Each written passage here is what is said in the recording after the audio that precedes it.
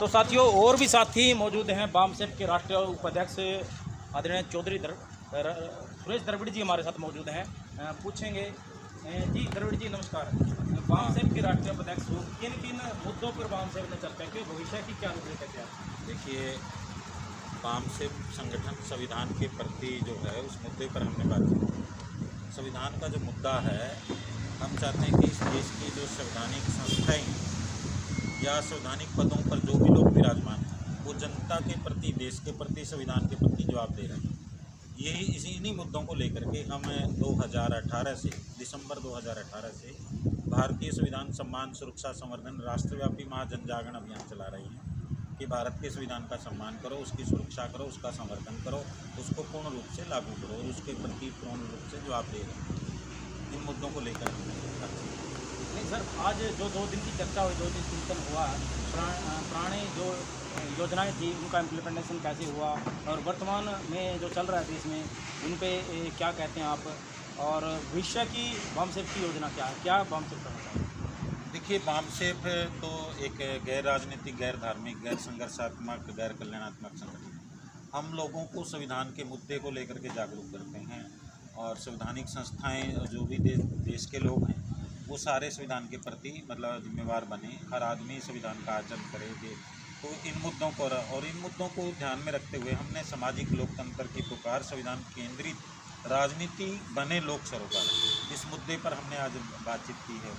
और हमने संगठन के विकास के बारे में हमने आज मतलब इसमें बातचीत की और राष्ट्रीयकरण का ठोस रोड मैप, बाबा साहब का राज्य समाजवाद, स्टेट सोशलिज्म जो है, बाबा साहब ने जो किताब लिखी थी कि भाई मतलब तमाम जो इंडस्ट्री है उस पर स्टेट का नियंत्रण रहना चाहिए, मतलब किसी व्यक्ति विशेष का नियंत्रण नहीं रहना चाहिए, मतलब किसी भी निजी पूंजी का उसमें स्वामित्व नहीं होना चाहिए, ये देश के लिए खतरनाक है। इन सारे मुद्दों पर हमने चर्चा की और इसके साथ हमें लोकतांत्रिक सत्ता देश में कायम हो, उसके साथ है नाइंसाफ़ी ना हो। कई जगह नौटंकी होती है, लोकतांत्रिक तौर पर दिखावा होता है, सच में वहाँ पर लोकतांत्रिक प्रणाली नहीं होती। सर लोकतंत्र, लोग तो है तो लोग चुनाव लड़ सकते हैं, गरीब आदमी चुनाव लड़ सकता है, वोट डाल सकता है और लोग जीतते भी हैं, तो ये लोकतंत्र नहीं है क्या?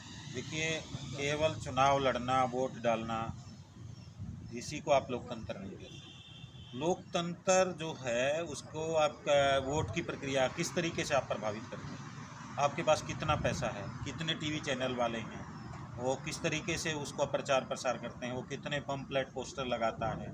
और वो उसमें एक और गजब की बात है, जो चुनाव आयोग को रिपोर्ट दी जाती है वो करोड़ों रुपए खर्च करता है और लाखों की रिपोर्ट भेजता है। और वो जो जिस तरीके से प्रचार प्रसार लोगों को खाना खिलाता है, चुनाव के दौर में शराब दूसरी चीज़ें बांटता है, तो वो लोकतंत्र के लिए बहुत घातक है।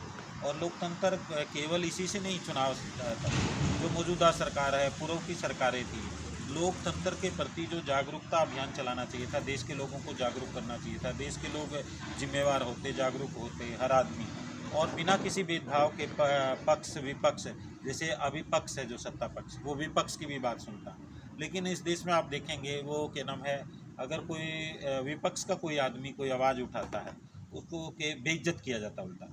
तो इस तरीके का इसको हमें लोकतांत्रिक प्रणाली नहीं कह सकते। लोकतंत्र में जनता की आवाज़ सुनी जाती है और जब आप लोकतंत्र में जनता की आवाज़ नहीं सुनते और उल्टा जो लोग आवाज़ उठाते हैं उनके खिलाफ देशद्रोह का, राजद्रोह का मुकदमा दर्ज कर देते हैं, तो इसको क्या कहेंगे? लोगों को अपनी बात भी रखने से आप बाध्य कर रहे हैं, मतलब एक तरह की तानाशाही से काम कर रहे हैं, इसको लोकतंत्र नहीं कह सकते।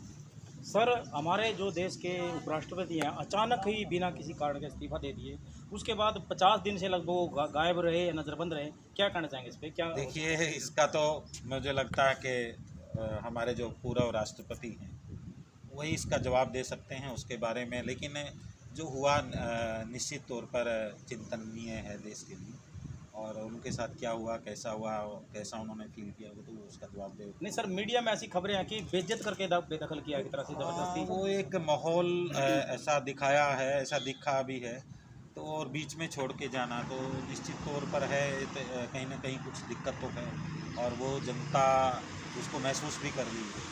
और इस तरह की घटनाएं लोकतंत्र के लिए अभिशाप हैं। धन्यवाद सर।